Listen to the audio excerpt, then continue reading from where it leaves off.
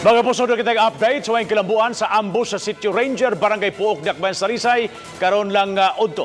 At may nabi karon pinagi sa phone patch ang hipi sa Talisay City Police Office si Superintendent Marlo Conag.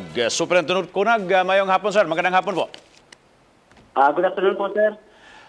Do you have now the official names of the fatalities sa ambush kanina? Nangyari diyan sa AOR po ninyo, Superintendent?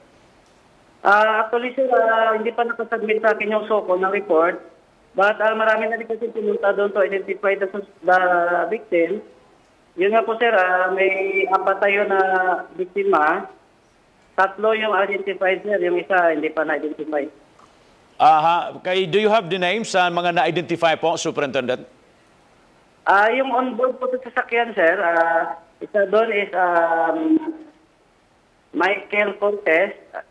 Tapos yung isa Dennis Papilona. Tapos yung isa doon, sir, na-identified pa up to now. Tapos mayroong barrel doon sa about 200 meters away sa sasakyan, isang basurera named Crescencia Rangos. Okay. Yung sa loob ng sasakyan, mga lalaki yung lahat, Colonel?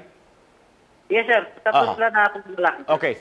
Is this the same PO2 Michael Mikmik Cortez mentioned by Presidente Duterte nung sa mga narco-list policeman po? Colonel, will you confirm this? Yes, sir. Yan po yung nasa record. If the report of the SOCO mamaya identifying that he is really PO to Michael Cortez, siya po yun, sir, yung based on record natin nasa list before. Actually, he was transferred to ARMM before, sir.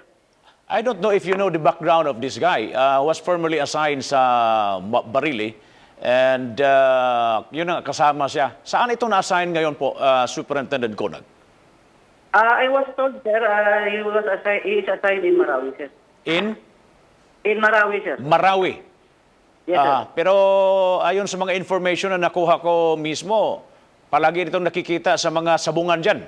Malaking puntos daw ito, Colonel. Totoo ba ito? May nakusap ko kanina, sir, na nagtataka nga ako, sir, bakit halos everyday nakikita nila doon si Michael. Okay. So yung dalawa, kasi initial report, dalawang pulis. Mga civilians yun lahat, kasama na yung unidentified po. Yes, sir, yes, sir. Okay. May mga baril ba sila sa loob, Colonel? I will be, sir, kasi sinilip ko yung sasakyan, nakita ko yung baril. But I will still be waiting for the final list of inventory items from the SOCO, sir, para yung official talaga. Walang exchange of fire na nangyari. Talagang one-sided, binakbakan sila. Ito naman, sir, according naman sa witness, na tapat mismo ng bahay kung saan nagputukan, according sa mga tao na nakarinig, dalawa daw yung pinagmula ng putok. Anong yung mga suspect, naka-motorsiklo, may sariling sasakyan or anong getaway vehicle ho nila? May initial investigation namin kanina sa area, may nakita sila nakamotor. Pero yun ang natin kasi nagtago yung mga tao immediately sa mga bahay nila. Pero may mga nagsabi din na may mga nakakita daw ng construction worker. Yan ang mga pupuntahan natin mamaya, sir, para interviewin na rin kuha natin statement. Ilang tao yung suspect, Colonel? Wala pa tayo, sir. Definite number of suspects as of now. That's why, sir, we will still conduct interviews sa mga witnesses doon kanina, particularly sa mga nakakita talaga, sir. Anong gamit na baril yung mga suspect base sa mga empty shell at slugs na recovered dyan sa crime scene? Well, sir, ako mismo nakita, mga empty shell ng M16 ang nakita natin doon, sir. Okay. Although wala pa nga tayong finalist, baka may iba pang empty shells sa area. We will be giving you all the items. Kaninong bala kaya tumama yung isang basurera, sir, na may distansyang 200 meters daw from the crime scene? Hindi, sir. Ang nangyari kasi, sir, is parang naghabulan ito, sir. So, nakalayo pa itong sasakyan, kaya yung isang biktima na basurera doon siya natamaan about 200 meters away, sir. May nakalabas pala na isa sa mga biktima ho dyan. Yung tatlo, nasa loob ba o yung isa nasa labas ng sasakyan? Yung isa, sir, managed to get out of the vehicle. Okay. Kaya siya nakita natin sa crime scene, nasa tabi siya ng sasakyan. presumably he was able to return fire. Most likely, sir. Tingnan natin, sir, sa investigation ng SOCO, sir. Aha. May dala daw ang mga manok ito, sir, yung mga biktima sa loob ng sasakyan nila?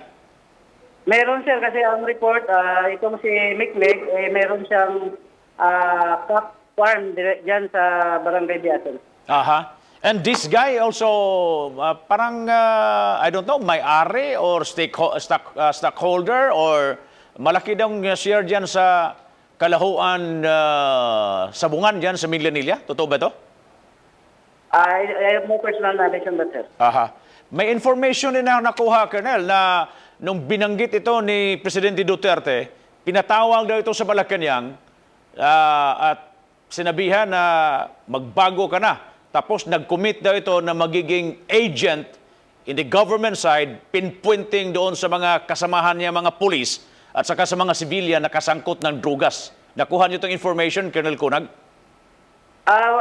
Wala din akong personal information niya, sir, kasi I was just assigned here last January lang of this year, sir. Aha, okay. Paki-check. So anong theory ho ito? Government agent o government-sponsored activity or sindikato na naman? Yun nga, sir, yan ang mayangat kasi, sir, pag involved tayo sa illegal activity. Oo. Alala mo yan, marami tayong mga nahuli na ng mga top drug pushers dito sa Talisay. Nagkaroon din ng mga change of leadership. Tapos marami pumapasok na grupo. Yan ang tinitingnan natin na ang gulo ngayon, sir. Baka nagkabanggaan na rin sila.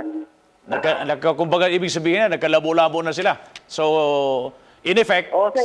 Yun nga, sir, na report na he's already transferred into Mindanao. Tapos nagbalik-balik pa dito sa area.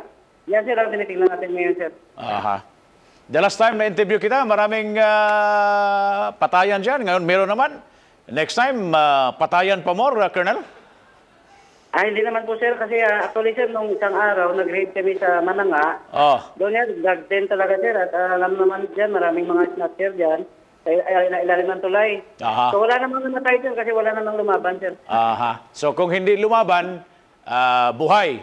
Pag lumaban, patay. Yes, sir. We have no choice but to defend ourselves. Yung nangyari kasi nung isang araw, sir, 20 yung arrested natin, sir, actually, sir. Pero wala talagang lumaban. So walang patay, sir. So ang ibig ang theory ho dyan, pag wala, tingnan mo naman, maraming mga nakasurvive dyan, hinuhuli ho ninyo, di ba? Ganon. Pag medyo nanlaban, ayun, walang sinasanto yung baril nyo dyan. Yes, sir, kasi may mga incident na dito na nababaril din ang pulis natin, kaya ingat talaga ang pulis natin. Aha. Colonel, thank you so much for this information. Maraming salamat po. Yes, sir, thank you, and magandang Mayang hapon. Mayang hapon.